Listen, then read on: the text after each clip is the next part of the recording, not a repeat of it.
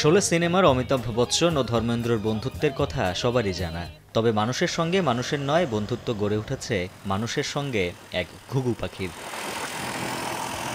23 বছর বয়সী মিশরের যুবক আব্দুল রহমান ইসমাইল। তার রয়েছে বিরল এক সাদা প্রজাতির ঘুঘু, ভালোবেসে যার নাম দিয়েছেন বন্ডক।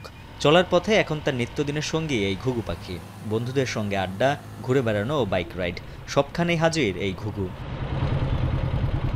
কায়রোর একটি ক্লাবে জিমন্যাস্টিক্স কোচের দায়িত্বে থাকা এই যুবক জানান, ভালোবেসেই 3 বছর আগে থেকেই ঘুঘুদের প্রশিক্ষণ দেওয়া শুরু করেন তিনি। ট্রেনিংয়ে অনেক পাখি হারিয়ে গেলেও সাদা এই বন্ডকের সঙ্গে তার গড়ে উঠেছে নিবিড় সখ্যতা। শুরুতে যানবাহনের শব্দে ভয় পেলেও এখন মুক্ত আকাশে দাপিয়ে বেড়ায় এই ঘুঘু। بندق طبعا تدريب بدرب بقالي 3 سنين بالظبط. طيران حر، يعني الطير بيتدرب طيران حر، يعني هو حر، مفيش ان انا اربط طير او الكلام ده كله. بندق عمره 1.5 سنة، ده اللي هو بيمشي ورايا بالموتوسيكل. متدرب على حاجات كتير جدا، متدرب ان هو نداءات. কায়রোতে এক বন্ধুর ছাদের ওপর অন্যান্য পাখিদের সঙ্গেই ঘুঘুদের বসতি গড়ে তুলেছেন ইসমাইল। নিজের অবসর সময়ে পাখিদের মধ্যেই সান্ত্বনা খুঁজে নেন এই যুবক।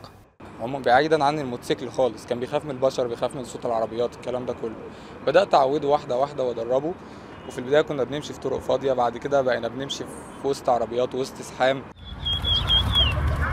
টাম্বলার ঘুঘুর একটি বিরল প্রজাতি বন্ডক। 1.5 বছর আগে জন্ম নেয়ার পর থেকেই ইসমাইলের সঙ্গে রয়েছে এই ঘুঘুটি। উজ্জ্বল হাফিজ, এখন বিশ্ব।